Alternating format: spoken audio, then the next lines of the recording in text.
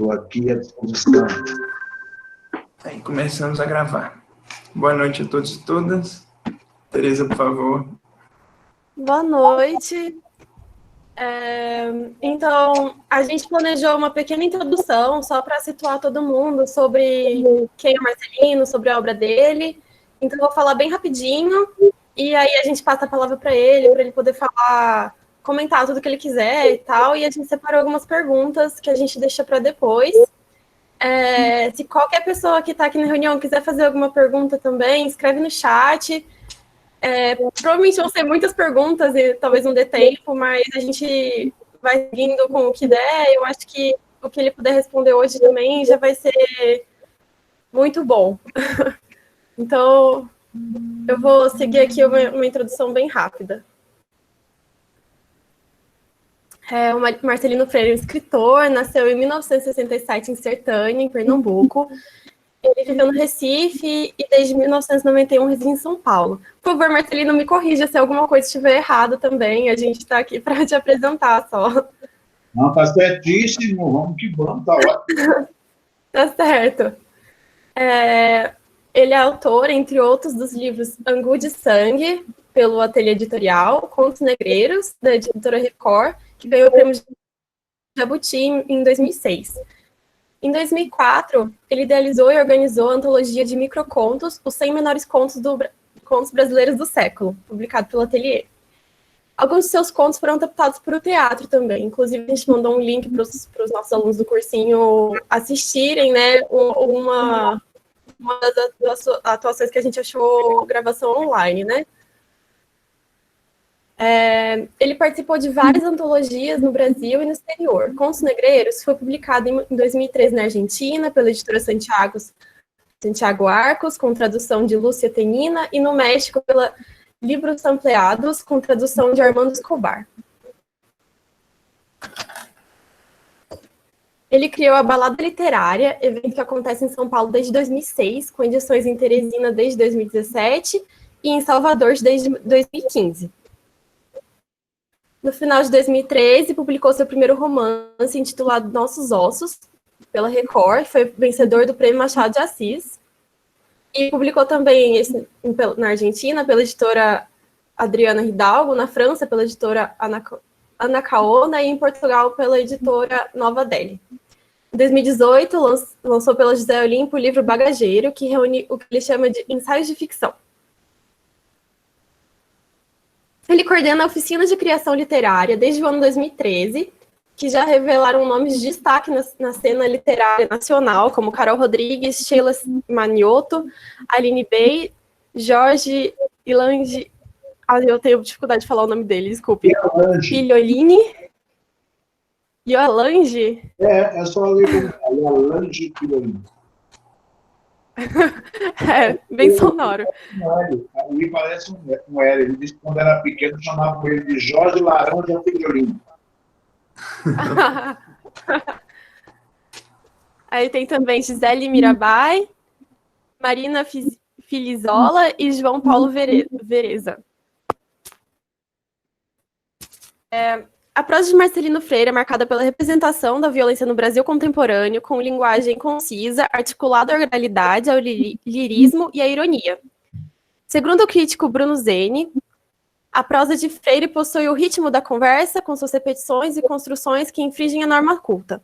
Seus escritos narrados em primeira pessoa assumem a voz dos indivíduos de classes baixas e apresentam o traço de oralidade articulados ao discurso direto, artifício que os aproximam da realização do poema.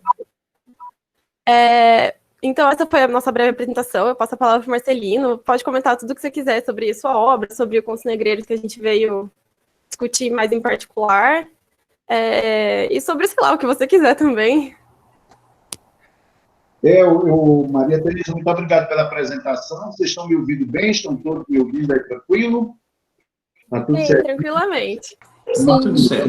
Obrigado a todos e todas que aqui estão, todas e todos que aqui estão para me ouvir nesta segunda-feira à noite. Eu agradeço muito. Sei que o meu livro, ele foi, Contos Negreiros, né, ele foi adotado para o vestibular, e não é a primeira vez em que isso acontece, lá no Ceará também, em Pernambuco, Rio Grande do Sul. Minas Gerais, agora, mais recentemente. Confesso a vocês, só entre a gente aqui, porque a gente já virou amigo de pacto, amigo de infância. Nós estamos juntos aqui para compreender um pouco tudo isso, e eu estou disposto aqui a ajudar no que for necessário nas perguntas que vierem. Mas confesso a vocês que uma vez mostraram uma questão do vestibular para que eu respondesse sobre o meu próprio livro, e eu tirei 0. E a pergunta geralmente é muito complicada. Por que eles fazem as perguntas? Não estou dizendo que vocês vão fazer pergunta complicada para mim, não. Estou dizendo que a pergunta é tão cheia de um enunciado, porque é exatamente para você não entender e poder pagar o cursinho, para poder entender, para poder passar no Enem. É essa a grande questão. Por que advogado fala tão difícil? Assim, aquele negócio que você não entende se você está sendo processado. Exatamente para a gente poder pagar um advogado para traduzir para a gente tudo que lá está. A mesma coisa em relação ao médico. O médico diz uma coisa lá, você diz, meu Deus, eu vou morrer amanhã. Resultado, você tem que contratar médico, toda uma junta médica, para descobrir o que ele está falando sobre a sua própria saúde. A mesma coisa em relação às perguntas. Eu fui ver uma das perguntas em um desses vestibulares, e era assim, diante da perspectiva socioeconômica e a partir dos manejos aristocráticos da junção metafísica, de toda a problemática da literatura, diante do processo relativo à questão social, o que o autor quis dizer com isso? Letra A, letra B, eu fui para nenhuma das respostas. Fui para nenhuma das respostas, que eu digo, só pode ser. Resultado, errei, tiraria 0 do meu próprio livro. Pode uma coisa dessa? Mas brincadeiras à parte, realidade à parte, eu estou muito feliz que é um livro de 2005, né? Um livro em que eu quis, na verdade, colocar a questão do preconceito, né? Eu falo sobre opressores e oprimidos no livro Contos Negreiros. Não é um livro, digamos, de contos negros, né? Não é um livro que embora tenha esse título, Contos Negreiros, mas ele fala de preconceito. Preconceito contra o negro, preconceito com o negro, preconceito com o homossexual, preconceito com o indígena, preconceito com o analfabeto, preconceito com todas as camadas da nossa sociedade, e eu não me conformo com isso, e quis escrever um livro em que eu mostrasse o quanto que nós somos opressores, né, em boa parte, e o quanto que nós somos oprimidos, e aí estamos todos juntos aí nesse mesmo embate, nessa mesma problemática. Então, foi um pouco o que eu coloquei neste livro, e coloco nos meus livros todos. Se eu for pensar no Balé Ralé, a questão LGBTQIA+, que é uma questão muito cara, é uma questão em que eu estou ligado, né, afetivamente, também politicamente. Então, essa questão já tem em todos os meus livros, desde um livro chamado Balé Ralé, de 2003, e aí eu venho seguindo sempre nos meus livros, colocando sempre um ponto ou outro com esta temática, e escrevo para me vingar, por 2 motivos. Escrevo para me vingar de algo que não vai bem, de um amor que foi embora, de um desgoverno que aí está, e escrevo para dar vida às pessoas que já me deixaram. Então, de alguma forma, alguns contos eu faço uma homenagem à voz aí que, de alguma forma, eu ouvi e fui impregnado pela voz da minha mãe, pela voz do sertanejo, do nordestino, do retirante, que eu sou de uma família de retirantes, eu sou do sertão de Pernambuco, nasci numa família de 9 filhos, minha mãe teve 14 gestações, 9 sobreviveram, eu sou o caçula dessa família, nasci nessa cidade chamada Sertânia, como a Maria Tereza falou, fui morar no Recife, hoje eu moro em São Paulo há 29 anos, e é isso. Eu acho que estou aí, de alguma forma, é um primeiro comentário, eu estou aberto aí para as questões que vierem, as coisas que vocês vierem aí conversar, vamos dialogar, vamos passar uma noite aqui todo mundo junto, unido. A resposta que eu não souber responder, eu vou no item nenhuma das respostas, e aí vocês veem quanto eu tiro no final, se eu vou passar na prova, como é que vai ser isso. Eu acho que não tem nada de prova, acho que a gente só quer saber a sua opinião sobre coisas que a gente pensou quando leu o livro, e passar a palavra para a Larissa, que ela vai começar, né, Larissa? Larissa, me conte tudo. Aliás, eu estou muito interessado para saber das leituras de vocês, das percepções. Então, vamos lá. Primeiro, boa noite, Marcelino. Boa noite a todos. Então, vamos para a primeira pergunta. Na dedicatória ao final do livro, você cita nomes como Cruz de Souza, Castro Alves e Jorge de Lima, escritores relevantes por sua relação tanto com a causa abolicionista quanto com a crítica da manutenção do preconceito. De que maneira a leitura desses autores te influenciou na elaboração dos contos negreiros? Então, Larissa, deixa eu dizer, quando eu escrevo, durante um ano, eu escrevo vários contos, né? Durante um ano, 2 anos, 3 anos, eu publico o livro de 3 em 3 anos. Aí, ali mais no final do ano, eu vou ler aqueles contos que eu escrevi para ver qual livro que aqueles contos estão pedindo. Aí eu percebi que tinha uma questão do opressor, do oprimido, tinha a questão do trabalho escravo, do preconceito racial, da homofobia, tudo isso, esses contos ali apresentavam. Aí eu fiquei pensando, que livro eu posso fazer para reunir esses contos? E aí eu pensei, contos negreiros, que lembrei do Castro Alves com seu navio negreiro, aí fui reler. Se eu já li com Cruz de Souza, né, as poesias dele, Castro Alves, Jorge de Lima, com as poesias, eu fui reler esses autores todos, mas fui reler Ferrez também, a quem o livro é dedicado, e eu sou amigo dele já há um bom tempo, Carolina Maria de Jesus, eu fui passar por essa literatura toda para ler, e inclusive do Castro Alves eu peguei a estrutura do canto primeiro, canto segundo, canto terceiro. Como eu não chamo meus contos de contos, nunca chamo, eu chamo em um livro de improviso, em outro livro de ladainha, em outro livro de cirandinha.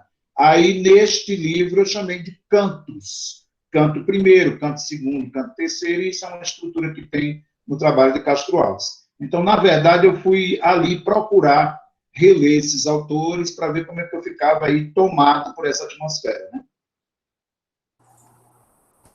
Tá certo, Marcelino, mas conta para a gente também como que foi escrever a partir de um ponto de vista social muito diferente do seu, uma vez que você dá voz a personagens negros, personagens femininos de outras regiões do país. Como foi essa mudança de lugar de fala? Eu costumo dizer, Márcio, que eu escrevo porque eu escuto. Eu escrevo porque eu grito, eu quero gritar junto, eu quero compactuar junto, me vingar junto. Então, não é nem um lugar de fala, é lugar de grito. Então, quando estava muito desesperada, ela gritava muito, demais, minha mãe. Assim, para criar 9 filhos era uma dificuldade muito grande. Então, ela o tempo inteiro gemia, o tempo inteiro não estava conformada com tudo aquilo. Quando ela estava gemendo muito de manhã, sabia que o almoço não estava bom, então eu ficava muito perturbado com isso. E toda vez que eu ouço um grito parecido, um grito igual, um grito de alguém que está aí passando por dificuldade, por alguma injustiça, eu quero gritar junto. Então, o meu lugar é o lugar do grito e o lugar da escuta.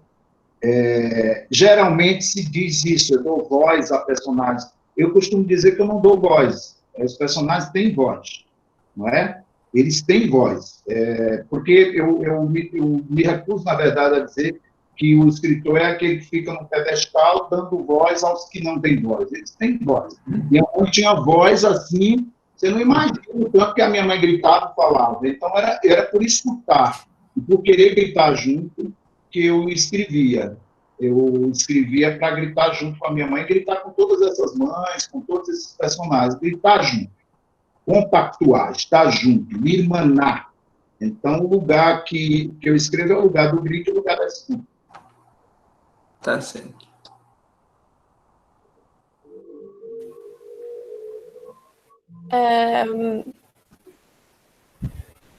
Como que foi o processo de criação? Eu acho que você já respondeu essa pergunta, né? O processo de criação foi inspirado pela sua vivência ou pelo seu conhecimento da realidade? Que a gente sabe que alguns contos foram, assim, inspirados, então, por pessoas que você ouviu, mas todos eles foram? Ou foi por realidades que você conhece, que existem?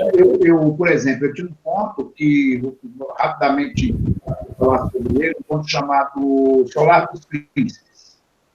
Solar dos Príncipes foi a partir do filme do Eduardo Coutinho, documentarista brasileiro falecido. Eu fui assistir a um documentário chamado Babilônia 2000, em que ele documentava a virada do milênio numa comunidade do Rio de Janeiro, chamada Babilônia. E aí tinha uma cena no filme em que era uma comunidade muito pobre e tal, e ele mostrava insistentemente durante o filme uma mulher muito pobre, que toda vez que a equipe de filmagem chegava na casa dela, chegava no barraco dela, ela oferecia uma Coca-Cola, tinha sempre uma Coca-Cola tamanho família para oferecer à equipe de filmagem. Então, o Eduardo Coutinho ficou repetindo essa imagem durante o filme, e a sala de cinema ria a toda hora que aquela mulher oferecia aquela Coca-Cola, já que ela estava oferecendo algo que nem ela, na verdade, tinha para consumir. E eu fiquei muito incomodado com isso, porque minha mãe nordestina, minhas tias nordestinas, eu sendo nordestino e sertanejo, você vai à casa de um sertanejo, em lugares muito distantes, é um desaforo você sair sem tomar um cafezinho. Então, a gente divide exatamente o que não tem, de tanta generosidade, tanto prazer em receber o outro e a outra. Então, fiquei muito revoltado, né? E já saí do cinema com a ideia de que, porque o documentário Babilônia 2000 era a história de uma equipe de filmagem que ia filmar essa virada do ano 2000 na comunidade Babilônia, lá no Rio de Janeiro, eu digo, então, eu já sei, eu vou fazer um ponto, um inverso. Vou fazer com que uma equipe de filmagem desça um morro qualquer, eu chamo de Morro do Pavão, para que vá filmar sem autorização prévia, sem informação prévia, vai filmar um prédio de classe média alta. O que é que acontece? Então, escrevo para me vingar. Me vinguei daquilo que me incomodou, e naquele conto, especificamente, vocês vão ver que tem oferecendo a Coca-Cola, tem essas referências lá. Se vocês forem procurar no YouTube, colocarem meu nome e o nome do Eduardo Coutinho, e colocarem Itaú Cultural, vocês vão encontrar uma entrevista do Eduardo Coutinho, em que ele é perguntado sobre este meu conto. Ele é convocado a ouvir o meu conto e, a partir do que ele ouviu, comentar sobre. E não é que ele reconheceu o filme dele ali, ele e a diretora que estava lá, e disse, esse negócio da Coca-Cola é do meu filme Babilônia 2000. Então, e o Eduardo Coutinho, já falecido, um grande documentarista, não é essa a questão, mas aquele filme específico me incomodou, porque estavam rindo da minha mãe, rindo do nordestino, rindo das pessoas que, na verdade, só querem dividir o que não tem, porque são gentis. Então, eu estou te dizendo mais adiante em uma outra pergunta, eu posso, de quando em quando, citar um outro ponto e a gênese dele, né?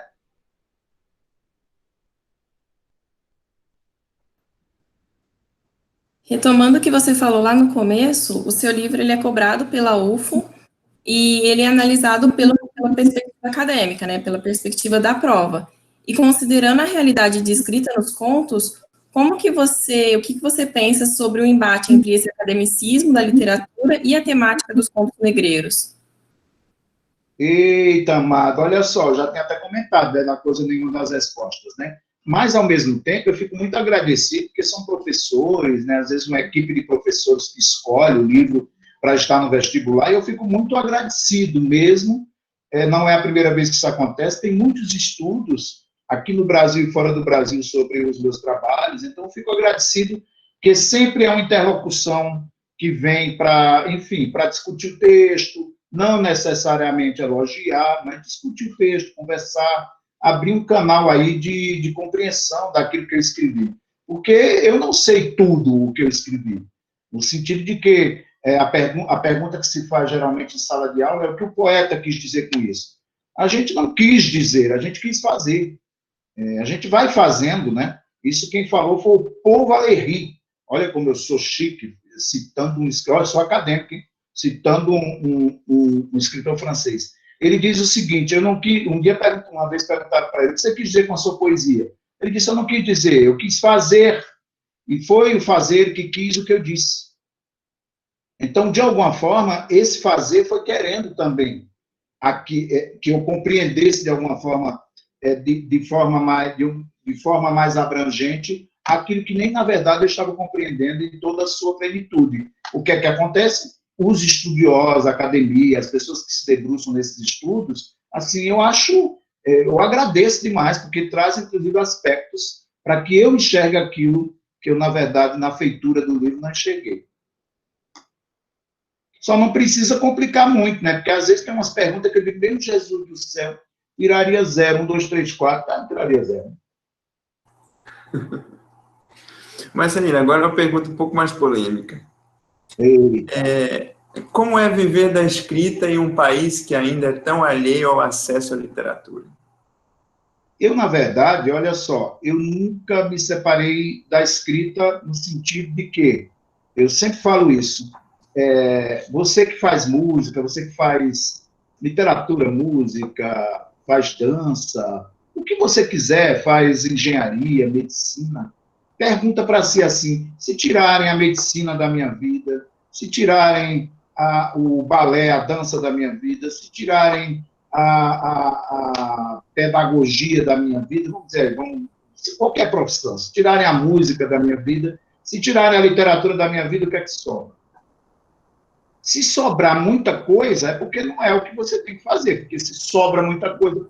Não, agora, tirou a literatura da minha vida, eu fico uma coisa morna, sem vida, acaba a minha maneira de enxergar o mundo, né?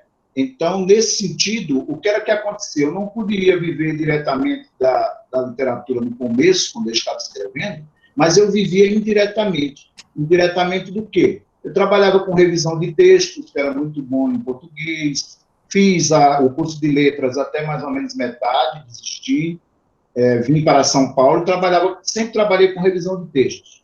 Enquanto eu revisava sempre, eu sempre revisei muita coisa, assim, tinha, sei lá, a conta de um refrigerante, aí até aqueles rótulos de lata de refrigerante eu revisava. Agora, para cada rótulo de refrigerante, eu escrevi um conto, que eu nunca esquecia que o que eu queria era a literatura. A tal ponto que aí eu fui abandonando a revisão, muitos compromissos foram surgindo para mim, palestras, oficinas de literatura. Então, hoje, eu não faço mais revisão, já tem quase 15 anos, eu vivo direta e indiretamente da literatura, eu vivo de direitos autorais, de palestras, de oficinas de literatura, artigos para jornal, direitos de adaptação. Então, eu vivo hoje, coordenando muitas oficinas de literatura também, eu vivo direta e indiretamente da literatura. E antes eu vivia revisando, era diretamente com algo escrito, né? Eu vivia daquilo que eu sabia. Então, às vezes, você não dá para viver diretamente, imediatamente da música, mas dá para você trabalhar nas áreas afins, ali, os bastidores de música, de show, de técnica. Tem uma maneira de você se cercar daquilo que você gosta, entendeu? Eu fiz sempre isso. Eu acho que essa resposta foi muito boa, inclusive porque a gente tem muitos alunos que ainda estão se decidindo, né? Estão prestando vestibular agora, ainda estão se decidindo sobre o caminho que eles vão seguir. Eu acho que isso talvez ajude eles. Olha, aliás, Maria Tereza, eu quero fazer um comentário, agradecer mais uma vez a presença de vocês todos. E tem uma coisa que eu, na idade de vocês, assim, eu já estou ficando velho para dizer isso, né? Na idade de vocês, eita, estou lá. Mas eu quero dizer o seguinte, às vezes a gente não sabe o que é que a gente vai ser, no sentido do que é que a gente vai se tornar, não é? Mas o que a gente não quer, a gente sabe. Não é possível. Eu, por exemplo, eu dirigi até hoje. Eu não sei dirigir até hoje. Então, eu ia fazer mecânica, por acaso? Eu não sei administrar um orçamento de supermercado aqui para descer para fazer compra. Eu vou ser administrador de empresa, se nem eu me auto-administro. Agora, o negócio é que a família diga o que eu tenho que fazer e eu não sou nenhum administrador de empresa, eu não sei mexer em carro, eu não sou engenheiro, porque se levantar qualquer coisa, eu até me levanto, eu caio e virar levantar um prédio. Então, o que você não quer, você sabe. Agora, o que eu quero? Talvez isso aqui, porque isso tem a ver com a minha escrita, ou isso tem a ver com música, ou isso tem a ver com matemática. Então, vai para as áreas afins. Vai para mais próximo do que você puder, daquilo que você quer, daquilo que você... é muito difícil viver daquilo que eu quero, é muito difícil viver. Você vai encontrar dificuldade em qualquer área, que dirá a dificuldade naquilo que você não gosta. Para quando terminar um tempo da sua vida, mais adiante, você diz, o que é que eu fiz da minha vida? Não gastou a saúde toda com aquilo que não queria, gastou o tempo todo com aquilo que não queria. Então, isso é fundamental. E aí, terminando minha resposta, eu cito um poeta chamado Chacal, que tem um livro que se chama o seguinte: a vida é muito curta para ser pequena. Então, fiquem ligados, a vida é muito curta para ser pequena, viu? Aproveitem como vocês puderem a vida que vocês têm. Muito obrigada pela resposta. Vamos para a próxima, então. Levando em conta o Prêmio Jabuti que você recebeu em 2006, você vê alguma diferença na recepção do público de quando Contos Negreiros foi lançado para o momento atual? Como o prêmio influenciou no impacto dessas obras posteriores a Contos Negreiros? Ótimo, Maria Tereza. Deixa eu lhe dizer, na época em que eu ganhei Contos Negreiros, ganhou o melhor livro de contos publicado naquele ano, eu não acreditava nem que eu fosse indicado. Eu fui indicado, eles fazem uma lista de 10 indicados, né? Fazem uma pré-lista, aí depois eles escolhem os 5 finalistas, igual o que está agora, né? Na recente edição do prêmio. E aí depois eram anunciados o terceiro lugar, segundo e primeiro. E aí eu ganhei. Eu não imaginava, eu achava que eu só estava ali para constar, para que a lista ficasse, de alguma forma, digamos, um pouco mais plural, porque eu era um autor ali, era o primeiro livro por uma editora grande. Eu já tinha Angu de Sangue para Ralé pela Ateliê Editorial, tinha uma ação muito intensa no movimento de literatura, da nova literatura que estava surgindo, de uma geração que estava surgindo, era muito atuante nisso aí, então eu imaginava que isso daí só fosse para constar. E aí acabou que eu ganhei. No outro dia, no jornal O Globo, e no jornal Zero Hora, o Globo do Rio de Janeiro e Zero Hora do Rio Grande do Sul, eles colocaram lá, Prêmio Jabuti para o livro Navio Negreiro. Até hoje as pessoas confundem meu livro Contos Negreiros com Navio Negreiro. As pessoas dizem Navio Negreiro, aquele seu livro é maravilhoso. Aí eu cheguei à conclusão de que eles estavam querendo premiar Castro Alves, que disseram, é hora de premiar Castro Alves, que não é possível que Castro Alves não seja premiado. Mas tem lá, eu tenho um jornal até hoje, Prêmio de Melhor Livro de Contos Navio Negreiro. Aí, como eu nasci em Sertânia, eu estou escrevendo um livro chamado Grande Sertânia Veredas, que é para ver se eu ganho algum outro prêmio, não é possível, porque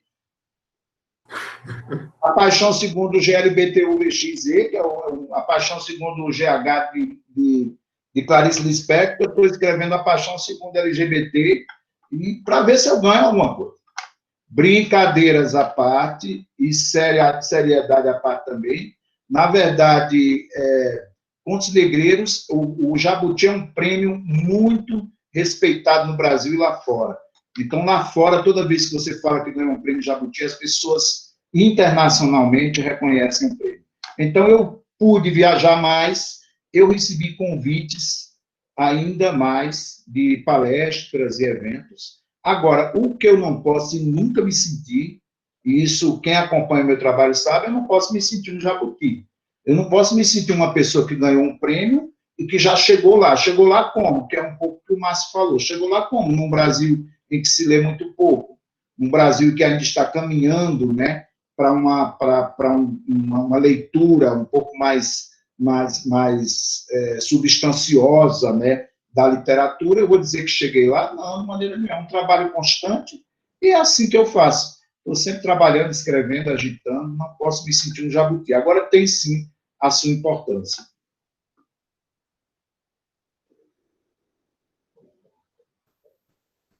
Falando um pouco da escrita em si, o crítico Bruno Zeni afirma que sua prosa possui ritmo, versa, com repetições e construções que infringem a norma culta. Assim, como que você concebe um texto em prosa, com ritmo e rima, seguindo ainda uma linguagem que é próxima ao cotidiano? Ouvido, essa coisa do ouvido e o fato de eu ser sertanejo nordestino. Eu escrevo, eu até costumo dizer que eu não escrevo com rimas, eu escrevo com imãs. Imãs. É um sistema magnético. Eu sempre estou procurando qual é a palavra que está sozinha para ver se alguma outra palavra casa com ela. E tem palavras que não querem casar, não, e estão certas elas querem ficar sozinhas. Então, eu fico muito, muito atento para essas essas sonoridades, né? Eu escrevo costurando esses sons. Eu nunca escrevo a partir de uma história, eu escrevo a partir de uma frase que vai puxando outra, que vai puxando outra, que vai puxando outra. Então, o meu elemento é um elemento constante, sonoro de ouvido, um quê cordelizado, né? Que é muito da minha região e do sertão e do Nordeste. A questão do cordel, da rima, do rap, do repente. Por exemplo, eu falei aqui do Solar dos Príncipes, o conto, e que eu queria sair do cinema com a ideia de que eu iria colocar um grupo de pessoas descendo de uma comunidade no Rio de Janeiro para filmar a vida na classe média alta em algum prédio ali rico do Rio de Janeiro. Ok. Qual é a primeira frase? Se eu não tiver a primeira frase, eu não tenho o texto. Aí eu fico, qual a primeira frase? Eu digo, eu quero ser, já de cara, dizer o que é que vai acontecer aqui. Aí eu lembro que veio a frase, 4 negros e uma negra pararam na frente deste prédio. Eu até chamo a atenção de vocês para o seguinte, 4 negros e uma negra pararam na frente deste prédio. Eu não falei do prédio ou daquele prédio. Eu falei deste prédio. Se é deste prédio, significa que o narrador mora no prédio.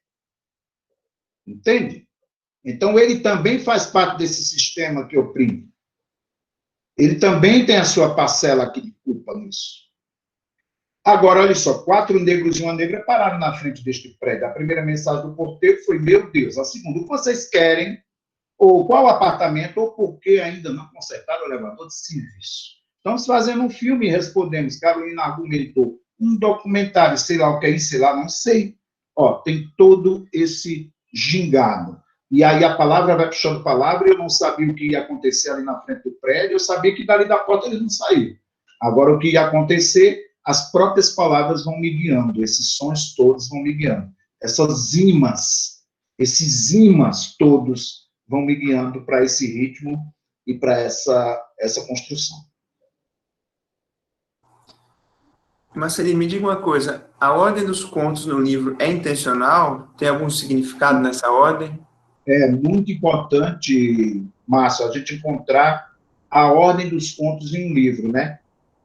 Porque tudo muda, dependendo da ordem que você faça. Eu cito sempre CD, por exemplo. Quando você vai, aí você é músico e vai gravar um disco.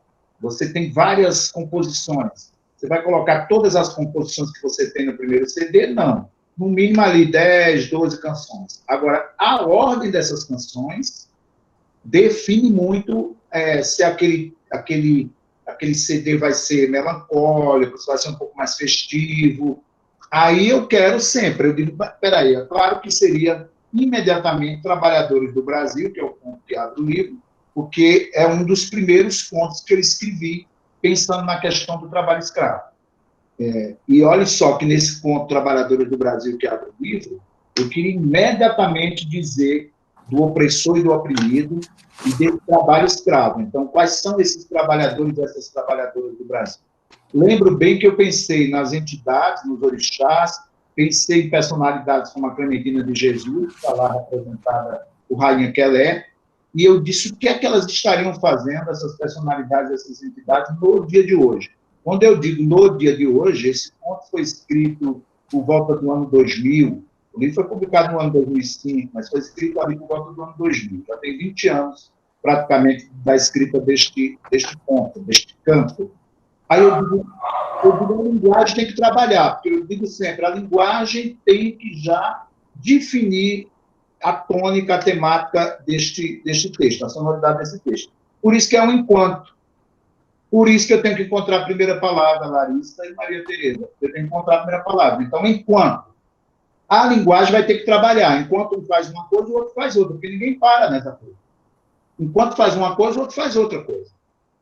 Aí observe que eu vou... Isso depois é que eu vou percebendo, lendo à distância aquilo que eu fiz. Enquanto o zumbi trabalha cortando cana, observe como a linguagem também não vai parar de trabalhar. Enquanto o zumbi trabalha cortando cana, na zona da Mata Pernambuco, cana, haja cana. O Orucuê vem de carne de segunda. A segunda. Ninguém vive aqui com a bunda preta para cima. Tá me ouvindo bem? Enquanto a gente dança no bico da garrafinha, até trabalha de segurança, pega lá no respeito quem ganha o competição, amassa honestamente, enquanto o Batalá, são tudo orixás, né?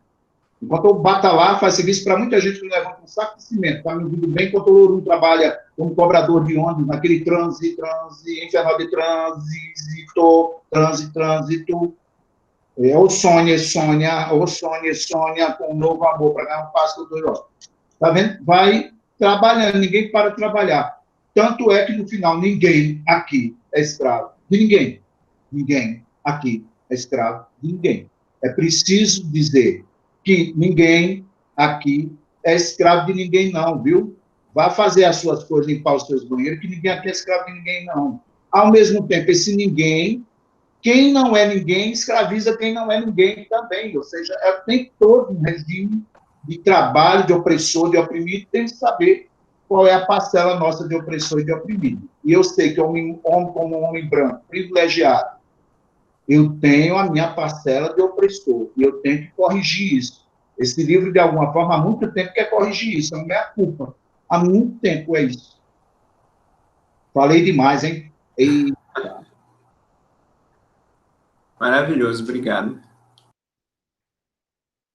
Imagina, não falou demais, não. Em Alemães Vão à Guerra, Yamame e Vanicleia, o estrangeiro é retratado de formas bem diferentes, né? Enquanto os dois primeiros, em Yamame e Alemães Vão à Guerra, o estrangeiro ele é uma fonte de violência camuflada, assim, mas ao mesmo tempo a gente consegue perceber isso bem mais explicitamente, né? E no último, em Vanicleia, ele é visto como uma espécie de salvação. Na sua opinião, qual o papel do estrangeiro na dinâmica social brasileira? Na verdade, eu quis falar do corpo, né? Do corpo do corpo que é usurpado, do corpo que é violentado, do corpo que é comercializado. Então, alemães vão à guerra, um outro alemão falando com o outro, dizendo, vamos para o Brasil. Isso, na época em que eu escrevi Alemães vão à guerra, e a Mami Van Clélia, todos eles têm esse registro do turismo sexual.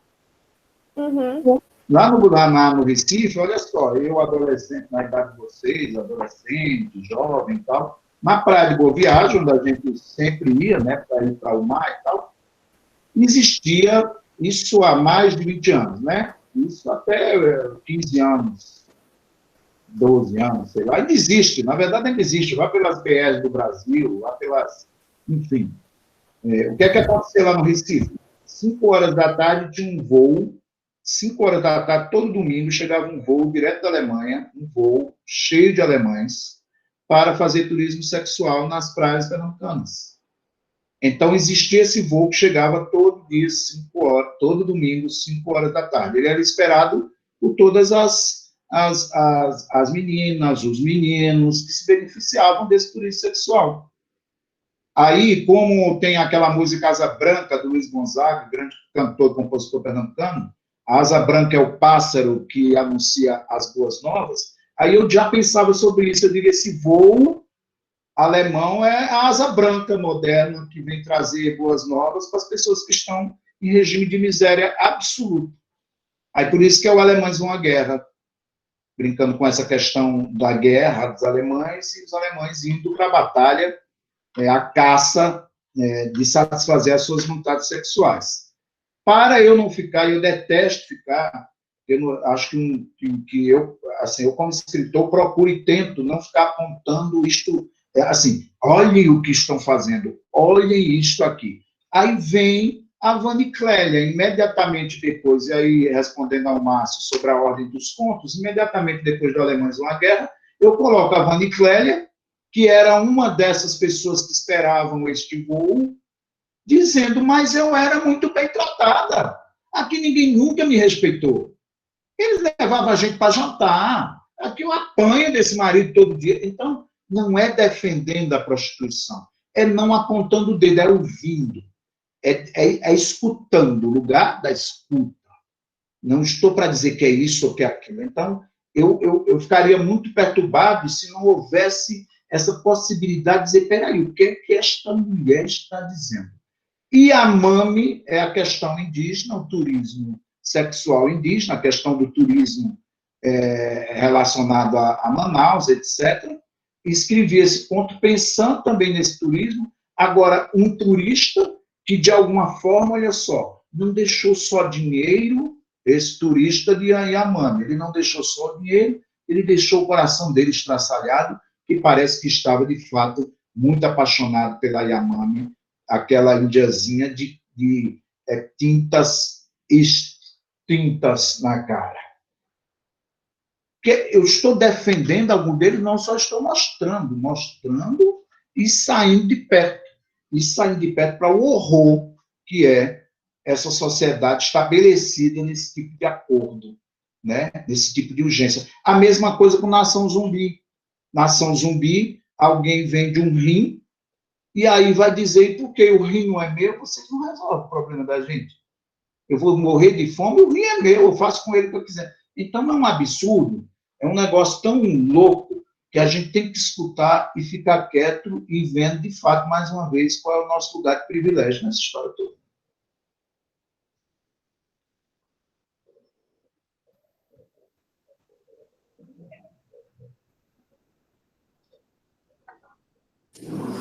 Nos contos Polícia, Ladrão e Esquece, os personagens eles recorrem ao roubo após situações de extrema vulnerabilidade.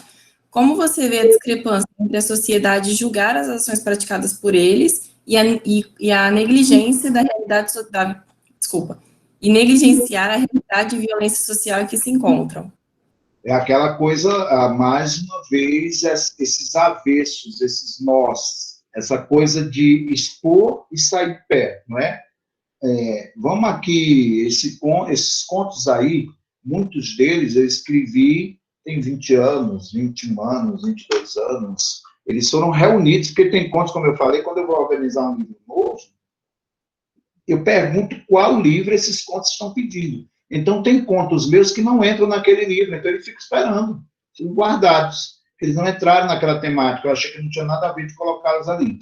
Então, por isso que eu estou falando, que tem contos que aí eu reconheço que alguns contos desses aí eu tinha escrito, não tinha entrado no Balé Ralé, porque não dava no Balé Ralé, não tinha entrado no Angu de Sangue, porque não era do Angu de Sangue. Essas questões todas estão aí já há um tempão, até antes de eu escrever, imagine. Agora, estou falando isso porque dá uma olhada nas notícias agora no Brasil. Dá uma olhada nas notícias agora no Brasil e procure saber quem é que está roubando dinheiro desavergonhadamente no Brasil. Olhe o tipo das pessoas. Olhe a cara de cada um, meça todas as gravatas ali que estão em voga nesses assaltos. Então, o que, na verdade, eu faço é escutar um abismo social absurdo, que o esquema, por exemplo, polícia e ladrão, olha que curioso. Polícia e ladrão, dois amigos de infância que viviam na mesma comunidade, são separados em algum momento da vida, um vira polícia, o outro vira ladrão. Os dois estão num embate, e é esse o grande embate do Brasil há muito tempo, negros matando negros, né? Irmãos matando irmãos, não é? E cada vez mais esse ódio sendo inflamado no momento atual do Brasil, e cada vez mais os engravatados, cada vez mais os ricos, mais ricos. A Covid, isso é um fato, a Covid deixou os ricos ainda mais ricos e os pobres ainda mais miseráveis. Então, como é que fica esse jogo aí de ficar apontando o dedo? O que o Esquece fala é isso. Eu chego em casa para beijar as crianças e ligo a televisão e é aquela mesma discussão. Ladrão que rouba ladrão. A aprovação do mínimo ficou para a próxima semana. Aí você vai dizer que ele está defendendo que é certo o que ele está fazendo? Não. Eu estou dizendo, escute só para ver como coletivamente, muito entre aspas que eu vou dizer isso, coletivamente esse abismo foi fundado, levantado, onde estamos todos socados e socadas há muito tempo. É um pouco isso que eu falo nos dois contos, creio.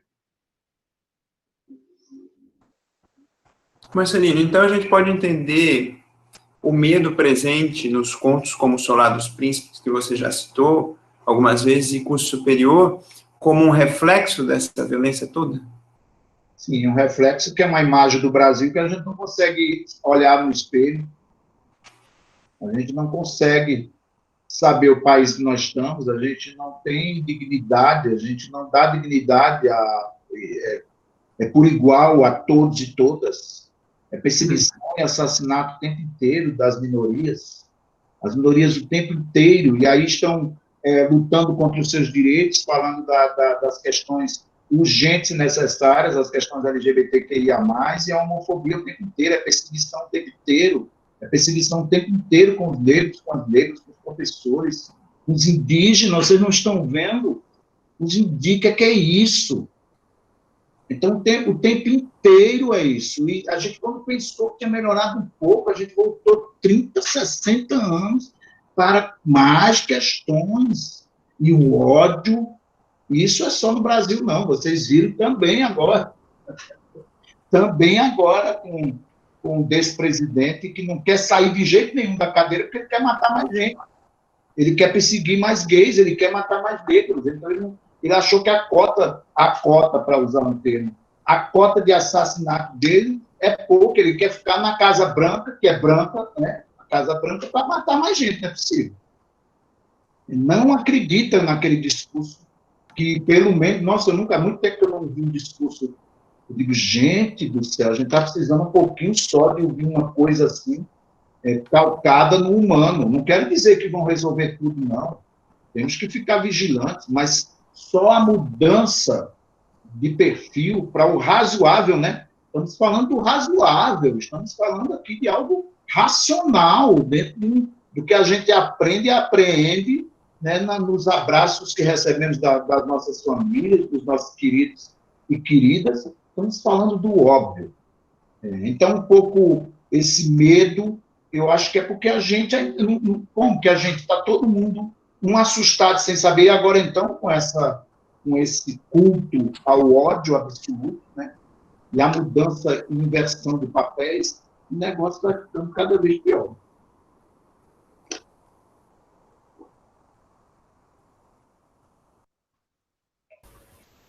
Marcelino, nos contos Nossa Rainha, Meu Negro de Estimação e Caderno de Turismo, a gente observa algumas personagens, né, que buscam se dissociar culturalmente e até espacialmente, né, da realidade em que elas estão. Essa busca pode ser, então, entendida como uma tentativa de fuga desse contexto violento que a gente está discutindo até agora, então? A vida possível. A vida possível. É essa vida possível porque a impossível eu não tento mais. Então, a vida possível é isso que eu vou me virar. Eu vou vender o rim, eu vou fazer o que for, porque não há um abraço público, uma atitude pública, federal, estatal, municipal, não há. Cada um por si, né? Então, é a vida possível. Agora, tem sempre... os meus contos, eles sempre não estão no lugar que vocês acham que eles estejam. Em que sentido? Eu sempre estou escrevendo, mas desconfio, porque aqueles textos também tem, por exemplo, Nossa Rainha. Nossa Rainha, a menina está querendo ser Xuxa, a menina está querendo ser Xuxa, mas tem uma coisa também de a Xuxa virar a rainha da bateria.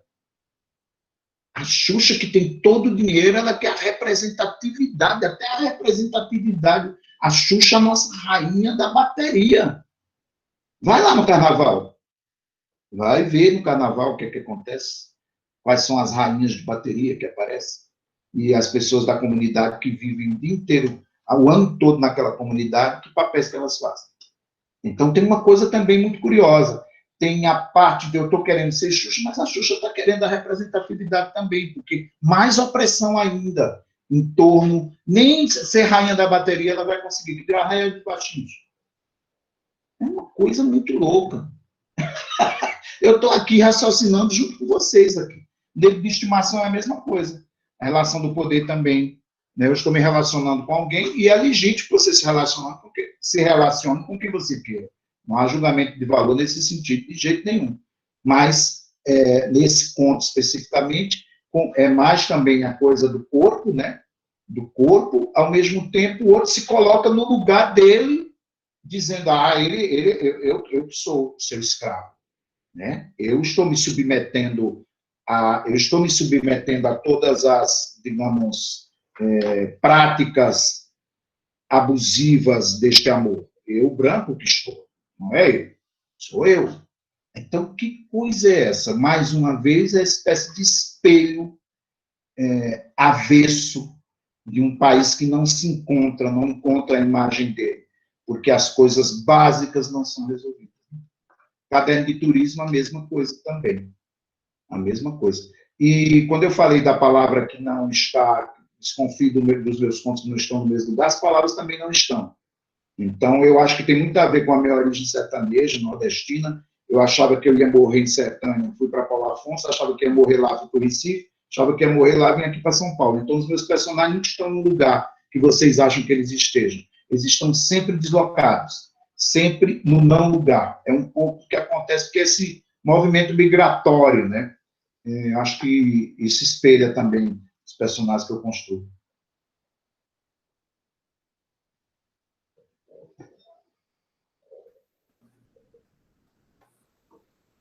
E falando um pouco dos contos Meus Amigos Coloridos e Coração, como que você entende a temática da sexualidade e do amor? Você entende como uma resistência, como uma fuga ou como um refúgio desse contexto de violência que está no livro? Então, o amor é sempre uma espécie de possibilidade, e uma possibilidade também é um amor possível também, não é um impossível, não, é possível, é o que eu tenho para hoje. Aliás, eu acho que é uma coisa que eu penso sempre, o amor é sempre o que é possível ter, não é o que se idealiza, não é o que se tem, é o que é possível ter. Então, no caso dos Meus Amigos Coloridos, é até um testamento lindo de um amor que muda a cada página, né? Você vai pulando de uma frase para outra e o amor já mudou, numa velocidade absurda, né? Quando você acha que ele diz, eu encontrei o amor da minha vida, olha, não, olha ali, já tem ali aquele negro ali rebolando. Né? Que é isso? Uma espécie de testamento de um amor que é sempre descartado e é o amor possível de se ter. E posso julgar e dizer que não viveu intensamente cada minuto daquele? Não posso julgar, não posso dizer. O coração é a mesma coisa. Aliás, essa frase quem me deu foi um amigo meu. Eu vim morar em São Paulo com esse meu amigo Ivan Cabral, um amigo que voltou para o Recife já, e o Ivan dividiu o que ele não tinha comigo. E o Ivan era estilista, e um dia brigou com o namorado dele, aí chegou, ligou para mim, era Natal, assim, desesperado. Marcelino, eu estou sofrendo de amor, meu Deus do céu. Digo, Ivan, vem aqui para casa, era a véspera de Natal, vem para cá, descansa um pouco aqui e vem para cá. Aí ele foi lá para... Eu já estava morando num outro apartamento, e ele foi lá. E ele já chegou dizendo, bicha devia nascer sem coração. Aí eu digo, olha essa frase, ouvido, essa frase. Eu digo, mas por que, Ivan? Eu sofro demais, a gente sofre demais. E ele foi contando. Não é a história dele, não é a história dele. Eu só peguei a frase e fui tentando encontrar esse personagem. E é sofrido, é melancólico. Tanto um ponto como o outro é melancólico, mas é o que é possível ter.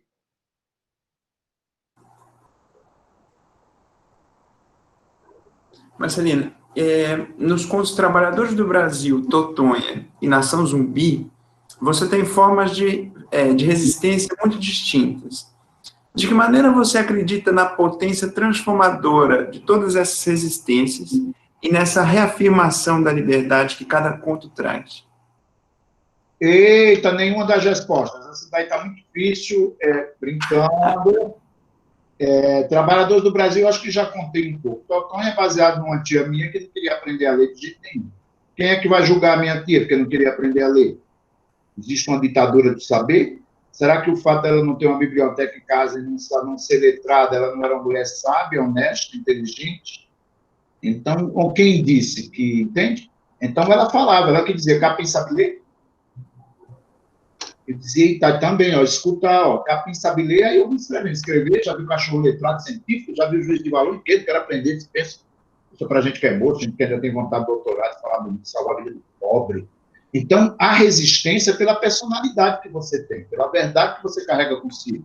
Não deixar ser enquadrado, né, por sistemas que vêm dizer o que você tem que fazer, quem você tem que namorar, quem você tem que amar, o que você tem que fazer, te enquadrar em determinado grupo e dizer que você é isso, você é assaltante por causa disso, ou você é ladrão por causa disso, ou você enfim. O que eu quero dizer é que o tempo inteiro essas pessoas estão falando, e há muita verdade naquilo que estão falando. Quem vai dizer que não? Eu não sou, eu vou escutar e vou colocar. O rio não é meu, bando de filho da puta. Cuidar da minha saúde, ninguém cuida. Se não fosse mesmo eu juntar preá, caruá, roer osso. É a mesma fala. Saia de perto, ouça e veja, preste bem atenção naquilo que você está ouvindo, para não se sentir superior a ninguém. Estamos todos no mesmo inferno, a caminho do mesmo abismo. Com certeza.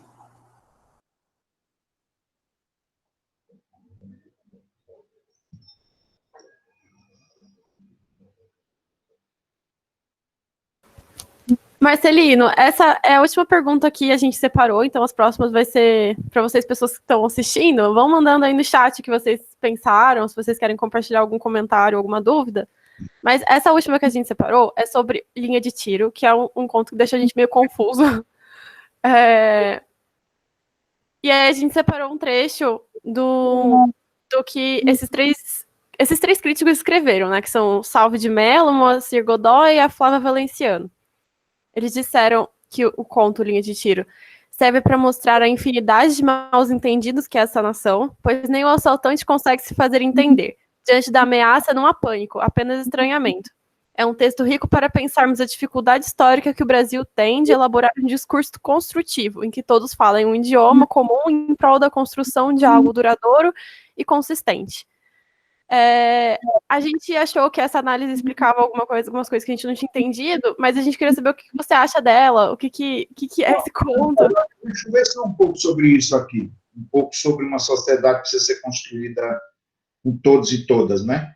E a gente chegou ao ápice dessa não compreensão. A gente chegou a um momento em que o Brasil está dividido entre o ódio e o amor, né? Se você pensar assim, você não presta. E isso foi sendo aí alimentado durante muito tempo, né? O indígena é preguiçoso, não é? O indígena é preguiçoso, o negro quer as vantagens da faculdade, enfim. Gente, é muita história, é muita coisa para conversar. Quero dizer que esse conto Linha do Tiro é um conto que, de fato, isso se mantém em outros livros meus. Tem sempre um conto só em diálogos em que ninguém se entende. Ninguém se entende. Então, estamos desse jeito. Isso aí já há muito tempo que eu faço no sentido de perceber que ninguém está se entendendo. Cada um fala de um canto, fala do outro, e correndo pela sua sobrevivência, porque, de fato, é legítimo que corra pela sua sobrevivência. Mas também sem contar todas as coisas que a televisão diz para a gente respeitar, não é? Um pouco daquele Nossa Rainha, um pouco isso, desse conto que vocês mostraram aí, Nossa Rainha. E o Linha do Tiro é um bairro do Recife. Linha do Tiro é o nome de um bairro do Recife, que se chama Linha do Tiro, porque lá, nesse lugar, Linha do Tiro, era onde havia como é que chama? Um campo de treinamento do Exército. Chamava Linha do Tiro. Chama-se Linha do Tiro. E tem Linha do Tiro, que é o nome do ônibus que eu pegava para ir para casa, porque eu morava em Água Fria, bairro da periferia do Recife, então eu tinha 2 Unidos, que passava para eu descer até a minha casa, Linha do Tiro, tinha Água Fria, tinha Beberibe, todos esses passavam e me deixavam no ponto que eu tinha que descer para ir para casa. Por isso que é Linha do Tiro. Você está na linha do tiro, porque você está dentro de um ônibus, e você está na linha do tiro, porque você está, né, pronto para receber. Agora, pergunta-se se a mulher que recebe aqueles questionamentos, ela está se fazendo de boba, ou ela entendeu. E tem 2 versões desse conto. A primeira versão desse conto foi publicada numa antologia no ano 2001. Então, esse conto foi escrito aí em 1999, por aí. Aí é um conto, uma versão um pouco maior, tem um desdobramento um pouco maior, mas o não entendimento ali, o estranhamento continua. Neste Contos Negreiros, eu resolvi usar um recurso de repetição para ficar mais dramático. e que fica também nessa coisa do chiclete. Você quer bala de chiclete? Você quer bala de chiclete? Você fica comendo o chiclete e não acaba nunca, sabe? Você fica mastigando aquela borracha e não existe nem mais doce, né? E só tem a borracha. É um pouco o que acontece nesse ponto que desgasta-se, né? Essa análise foi boa. Vocês vão tirar 10, todo mundo aí na prova. Obrigada. Eu acho que ficou confuso para a gente, porque a gente estava tentando entender essa repetição e essa confusão, se a mulher estava tentando se fazer de boba ou não. Acho que todo mundo que pega ônibus já se perguntou assim, será que se eu fizer isso aí quando estiver no ônibus vai dar certo?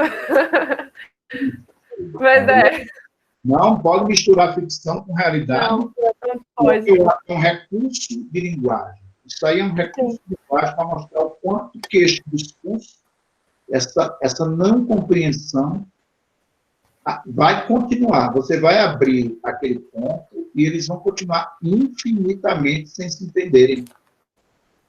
Agora, se é um artifício delas, não é, vai da compreensão de cada leitor.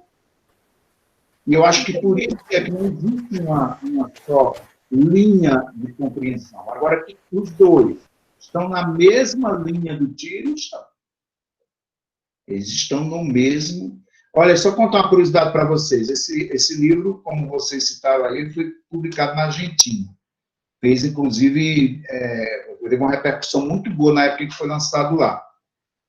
E a tradutora Lúcia Tenina, como que ela conseguiria, porque eu estive conversando com ela demoradamente, como que o tradutor é transcriador do texto. Como que ela conseguiria chegar a essa mesma linha do tiro? Porque quem é do Recife sabe, mas você não precisa saber. Mas vocês sabem que é linha de ônibus. Pode saber linha de ônibus. Agora, aí ela disse, lá na Argentina se chama linha. Só que aí ela colocou em linha, em la linha. Alguma coisa assim que ela pôs. É na linha do tiro, se for lá. Porque se fosse só linha de tiro, não daria. Mas em linha de tiro, daria. Resolvemos esse problema. Como é que a gente vai resolver a questão da bala? Porque quer bala, chiclete, porque bala para a gente é doce e é bala também, né? É bala de dor. Quer bala chiclete, bala, remédio, não. Sabe? Aí ela passou um tempão para resolver essa questão na tradução. Como traduzir isso? Sabe o que ela traduziu? Ela traduziu lá na Argentina, tem chiclete, é chicle. Aí ela começou a repetir, chicle, chicle. Chicle, chicle. É o barulho do gatilho do revólver. Chicle, chicle. Eu digo, eu não acredito, você é genial. Chicle, chicle, chicle. Chicle, chicle, chicle. Fica chicle, chicle o tempo inteiro no ponto. Chicle, chicle, chicle. Fica o barulho do gatilho. Eita! Quando vocês fizeram vestibular na Argentina, já estão sabendo desse detalhe. Nem sei se tem vestibular lá, deve ter, não sei lá. Muito bem, aí vem as perguntas dos amigos e amigas que estão, hein? Podemos ler a pergunta do Juan? O Juan diz assim, retomando o conto Esquece, é notório que a discussão levantada ali ainda é vigente. Para você, Marcelino, o quadro do racismo no Brasil, que é escancarado no conto, pode ser relacionado com a questão da necropolítica? Ah, não há dúvida. A necropolítica o tempo inteiro, né? A morte o tempo inteiro, a necropolítica o tempo inteiro. O desacontecimento, né? A questão da morte. A questão, olha, você viu agora o que aconteceu com a Covid. Isso aconteceu nos Estados Unidos também, a negação da ciência, a negação da arte, a negação dos artistas. E aí a perseguição às minorias, a perseguição aos negros e negras, a perseguição aos professores, a perseguição aos indígenas. Aquilo que a gente tem como valor maior de uma nação, o valor da questão do meio ambiente, tudo descaso absoluto, porque nós não queremos isso. Economia, é economia, nós temos que falar de economia. Agora, nesse exato instante, vocês sabem, os ricos ficaram mais ricos, os pobres mais pobres e miseráveis, em plena pandemia. E não querem nem saber. Não querem nem saber. A economia, temos que fazer a economia funcionar. E a ciência está errada. E eu vou abraçar as pessoas sem máscara em tudo que é lugar. Caramba, cara, até quando que a gente vai aguentar isso?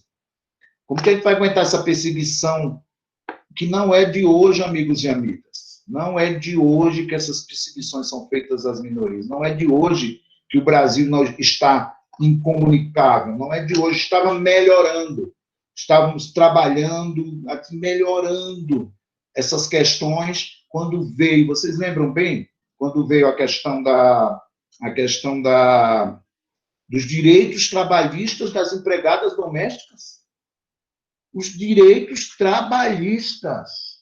Ali foi o negócio, ali foi onde as pessoas que se sentiram atingidas por aquilo, como direito trabalhista. Eu dou uma casinha para ela morar, ela não precisa voltar para o barraco dela, ela mora aqui, cuida do meu filho 24 horas, não tem folga, eu trato como se fosse uma pessoa da família. Para que pagar os direitos trabalhistas se eu estou dando uma casa? Ela não precisa voltar para a casa dela. Rapaz, aquilo dali não aguentaram.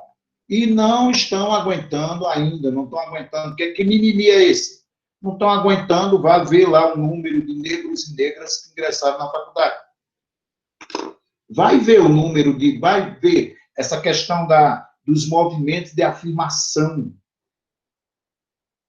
E que são importantíssimos, e sempre foram importantíssimos. Aí vocês dizem assim, nossa, estão dizendo assim, o movimento Leiam Mulheres. Leiam Mulheres. Quer dizer que não pode ler mais homem, não? Não, não pode ler mais não homem. Aliás, eu nem leio, viu? Está aqui no vestibular, mas depois começa a fazer um campanha. Não precisa ler meu livro, não. Vocês acham que um movimento começa calmo? Um movimento começa calmo pedindo licença? Dizendo assim, licença, olha, leiam mulheres, mas é assim, não estou dizendo que vocês não leiam os homens, desculpe se vocês se sentirem ofendidos, viu, homens? Leiam mulheres, que é para chamar a atenção, para você ver na sua estante se você só está lendo homens. Para você olhar na sua estante se você só está lendo brancos e brancas. Para você olhar na sua estante se você só está lendo livros de editoras grandes. Entende? É muita coisa, é muita história. É muita história. Então, a gente tem que prestar atenção. Esses movimentos são para a gente crescer como pessoas, ouvir, olhar. Aí eles inventaram aquela história, colocaram mimimi para cá, mimimi para lá, e as pessoas vão acreditando e vão vendo. Eu não posso falar mais nada agora que vem me reprimir. Esse teu incômodo demora quanto tempo? 15 minutos? Quanto tempo demorou esse seu incômodo? 15 minutos? Um dia? Você ficou chateado com isso? Agora imagine o que é todo dia você sair de casa e ter que provar que você tem dinheiro, que você não é ladrão. Todo dia. Isso quando volta para casa, né? Vocês sabem muito bem. Quando volta para casa. Quando consegue voltar para casa. Quando consegue uma travesti viver mais de 25 anos de idade, porque é expulsa de casa. Aí, quando tem um movimento que acolhe, que vamos lá, dar dignidade, trabalhar junto, compreender junto o humano, compreender junto todas as pessoas. Já pensou que chatice todo mundo igual a todo mundo? Todo mundo igual a todo mundo, marchando do mesmo jeito. Menino, o que é isso, cara? Aí não, é mimimi, não. Indígena é preguiçoso. Para que aquelas terras lá? Vamos ocupar com um prédio de quantos andares?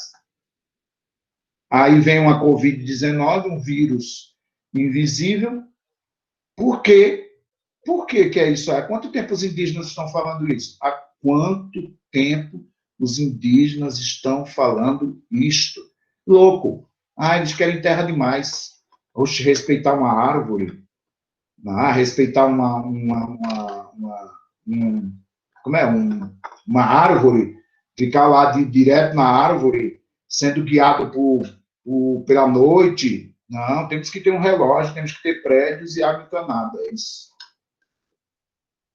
E é muito louco eu estar falando essas coisas, porque, volto a dizer, reconheço o meu lugar de privilégio, reconheça a minha história também, a minha trajetória como sertanejo nordestino de uma mãe de 14 gestações, 5 morreram, 9 vingaram, saiu de lá para que os mais novos estudassem. Eu não preciso estar aqui contando minha trajetória para legitimar nada. Mesmo assim, eu sei que eu, sendo branco, tive privilégios de entrar em espaços que os negros e as negras não entram, porque já são barrados na porta.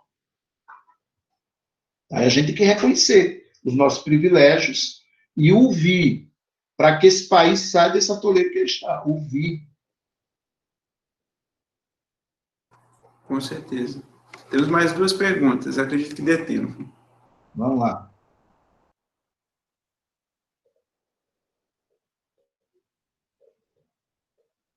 Vocês querem fazer menos. Acho que você pode, como é que chama? De tirar isso aqui para eu ficar olhando vocês aqui.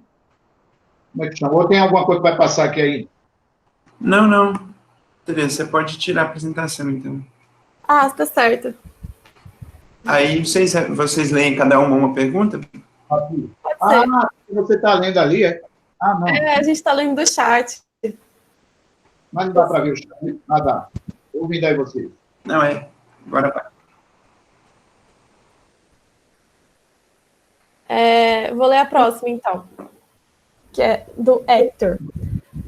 Marcelino, eu tinha entendido as repetições no conto canto linha de tiro enquanto uma espécie de looping que demarca a violência urbana cotidiana e o medo implantado nos cidadãos que se consideram de bem.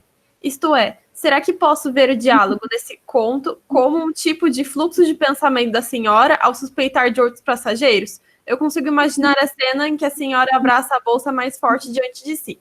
Você fez uma ótima análise. O bom da literatura é isso, é aberto para muitas análises. Eu adorei essa coisa do grouping. Amei, você está certíssimo ou certíssima. É ele ou é ela, não sei. É Hector que mandou a pergunta. É o Hector. Hector, muito bem, Hector, vá fundo. Essa análise mesmo, se eu fosse seu professor, eu daria 10. Sabe uma coisa, eu vou dar uma dica para vocês aqui. Quando a gente entra num conto ou entra em um romance, a gente não, é como entrar numa floresta. A gente não tem muito ideia do que vai encontrar numa floresta, nem o que vai encontrar em um conto ou num romance ou num poema. Entre na floresta. Você vai entrar na floresta e você vai descobrir uma sombra aqui, uma água ali, um bicho que apareceu ali. Aí você, quando atravessa a floresta e volta, você passou por essa experiência. Você sabe tudo que tem na floresta? Não.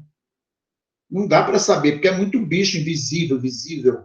É muita coisa na floresta. Você sabe tudo que tem num poema, tudo que tem num romance? Você vai ler um Guimarães Rosa, você vai começar a ler Guimarães Rosa preocupado politicamente, historicamente, sociologicamente, o que ele quis dizer, poeticamente. Rapaz, é muita coisa. Agora vá lá e faça o que o Hector fez. Pegue uma característica que você... a experiência da tua leitura, a experiência do que você enxerga em outras artes, aí você diz, eu vou aplicar aqui, porque eu acho que eu estou percebendo uma coisa aqui, eu estou vendo até essa mulher segurando a bolsa. Olha que ótimo. Vá, isso, a experiência da floresta é essa. Você viu uma determinada sombra, um determinado ponto de vista dentro ali da floresta que só você enxergou, acredite e coloque isso na sua interpretação, entende? E eu dou até uma dica, às vezes você vai ler, você lê um soneto grande, né? O tamanho do soneto. Mas você lê o soneto, 2 quartetos e 2 terceiros. Eu dou sempre essa dica, eu digo assim, você sabe tudo que aquele autor falou ali, é porque tem aquela escola não sei de onde, escola do simbolismo, do parnasianismo, vixe Maria, só complicam, nenhuma das respostas que eu falei. Olha, interpreta esse soneto por uma palavra que você escolha lá. Você escolhe a palavra que está lá, ingratidão. A palavra ingratidão, eu vou interpretar esse soneto do ponto de vista da ingratidão. Se eu der um soneto para vocês todos aqui, cada um vai escolher uma palavra, porque cada um vai escolher a leitura que tem, a partir do olhar que tem, da experiência que tem na vida. Cada um vai escolher uma palavra, e a partir daquela palavra é capaz, sim, de você interpretar a floresta na sua totalidade, o soneto na tua totalidade. Isso é a mesma coisa com um conto. Às vezes é uma frase. A frase daquele conto, para você, é o núcleo daquele conto. É o que você trouxe da floresta. Analise aquele conto pelaquela frase que você trouxe. Porque não vai ser a mesma frase que a Larissa trouxe, que o Márcio trouxe. Porque isso aí já tem o teu olhar incidindo sobre a interpretação daquele lugar. É um pouco o que o Hector fez. 10 para todo mundo. Estão todos passados de ano. Vão lá na faculdade e digam que eu mandei passar todo mundo. Pronto.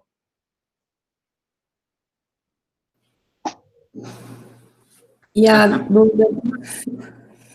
a dúvida da Ana Júlia, ela disse primeiro que a discussão está maravilhosa, realmente, está muito enriquecedora. E ela disse que no canto Caderno de Turismo, ela, é uma dúvida dela, né? Se no canto Caderno de Turismo, o enterro do cachorro, que encerra a narrativa, é literal, ou se tem alguma coisa a ver com o dito popular, ninguém chuta cachorro morto, ou algo relacionado. Amei, eu não estou falando? Quem é que pegou essa interpretação de ninguém chuta cachorro morto? Quem é que pegou? A nossa leitora, que aí está. Como é o nome dela? É a Ana Júlia. E se chama na prática aquilo que eu falei. O núcleo do conto para ela está naquela frase do cachorro a partir de um dito popular. Se emprega perfeitamente. Ninguém chuta cachorro morto.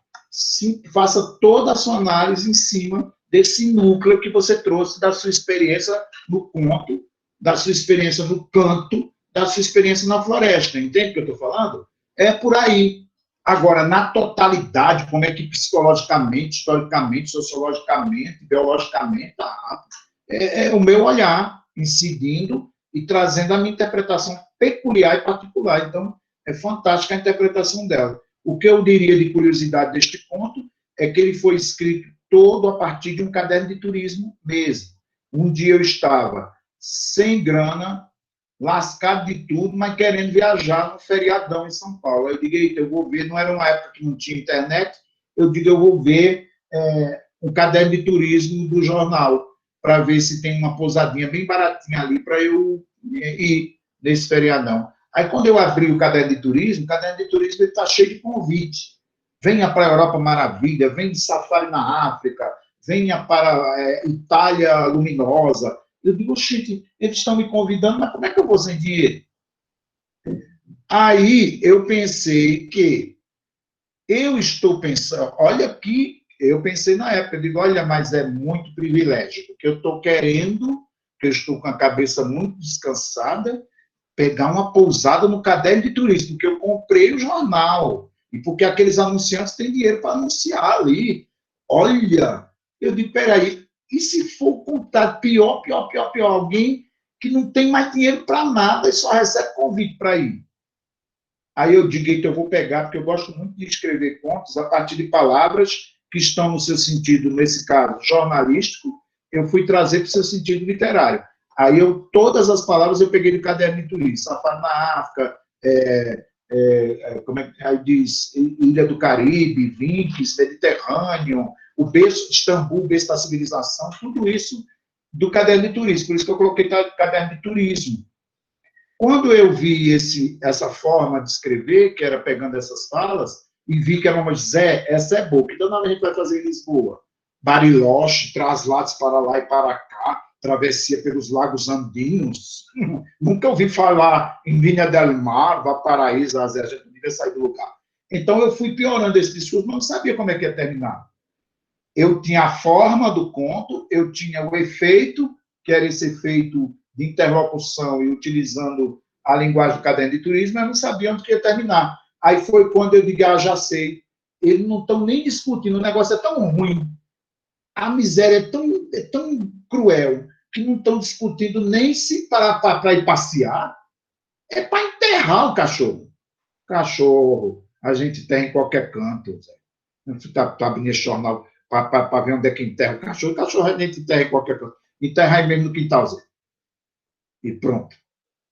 Então, o enterro do cachorro foi para exatamente ter a compreensão de que, por mais que eu ficcionalize, a realidade é pior. É isso.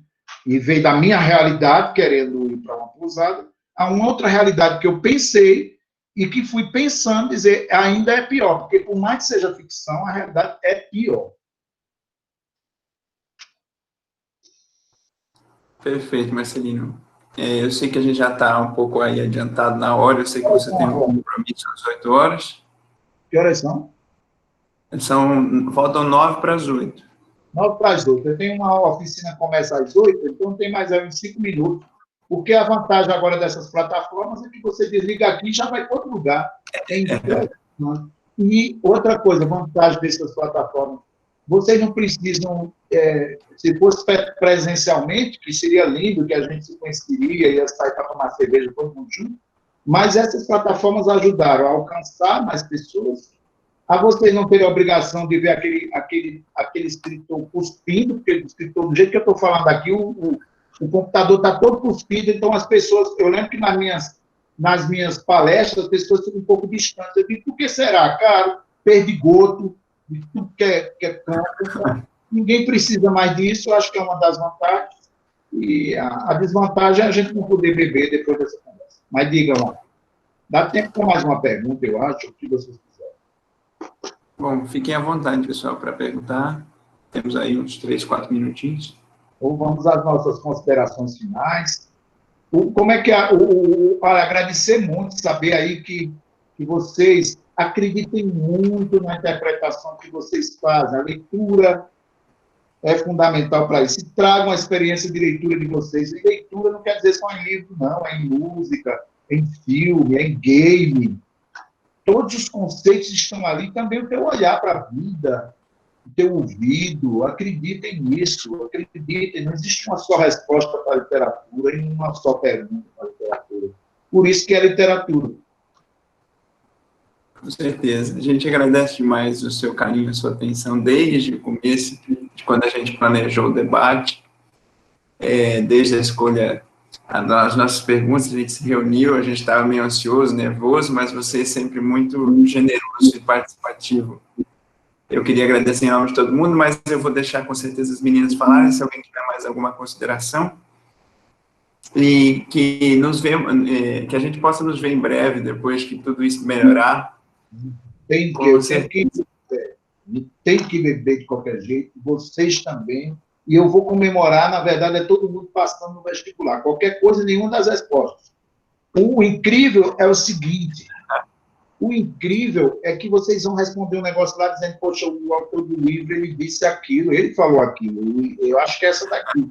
Aí o danado do vestibular coloca que não é, aí então, você diz, o que é isso? Enfim, é questão de interpretação. Acreditem na questão da leitura, que é fundamental de ler, e acreditem sempre nesse lugar de vocês dentro dessa floresta, lugar de vocês dentro do que vocês pensam, do que vocês analisam, do que vocês vivem. Adorei as perguntas, adorei as questões que vieram dos parceiros e parceiras aí no chat. Aprendi. E eu acho que é pouco raciocínio sobre os meus textos.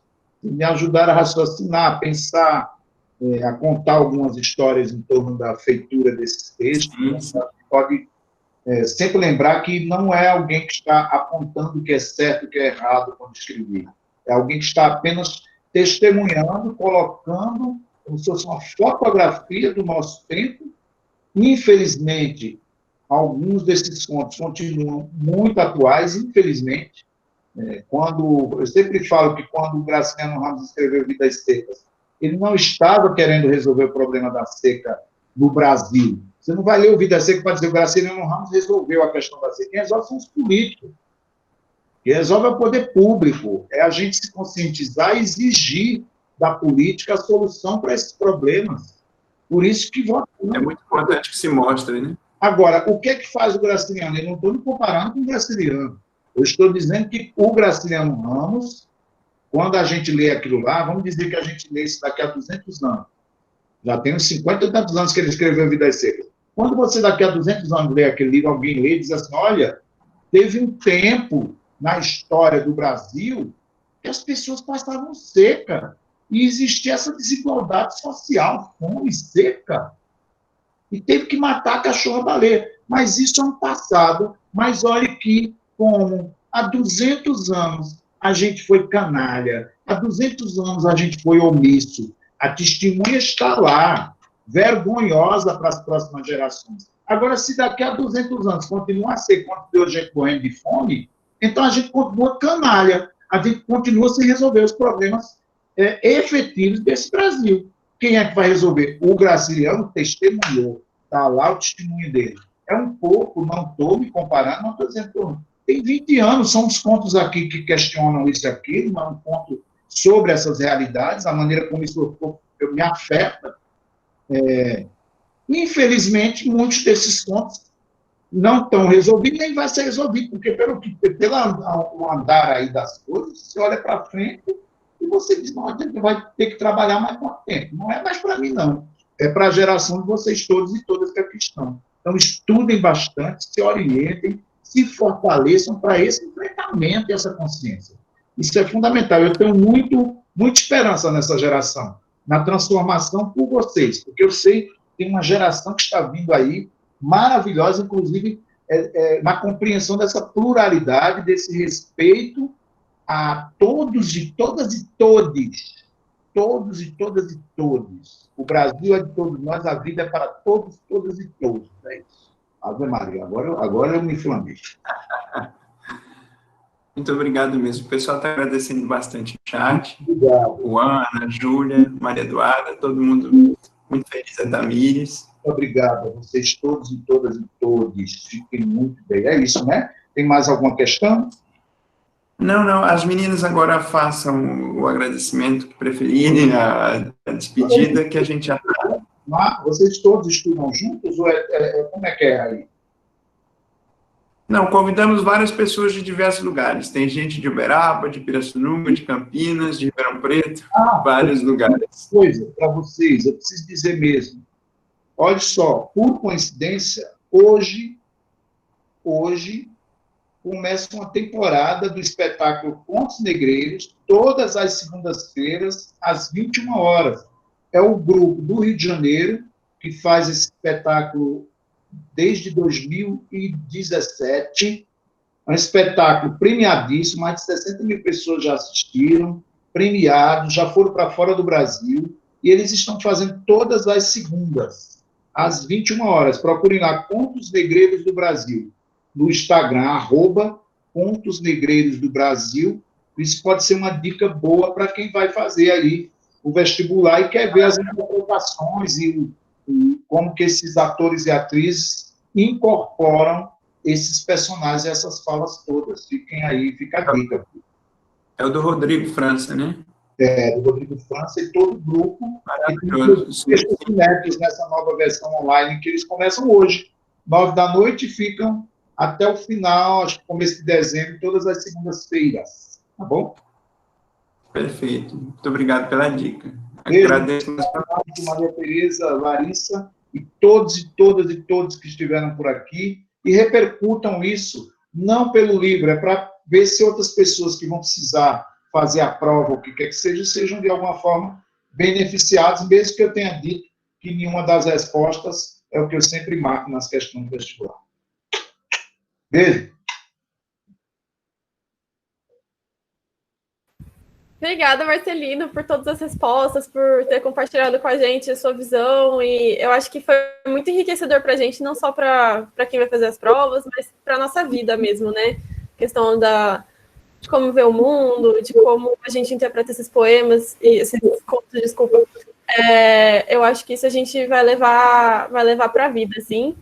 Foi uma experiência incrível, espero que todo mundo tenha aproveitado bastante. Eu agradeço muito. Obrigado, Marcelino, pelo seu tempo, pela sua disponibilidade, por esse encontro que, como todo mundo está falando, foi maravilhoso. E como a Tereza disse, vai ser levado para a vida. Muito, muito agradecido a vocês todos e todas e todos. Estamos juntos, juntas e juntos nesta luta. Nesta luta estamos juntos. Eu vou estar sempre lutando para o enfrentamento de tudo isso. E aí, muito agradecido.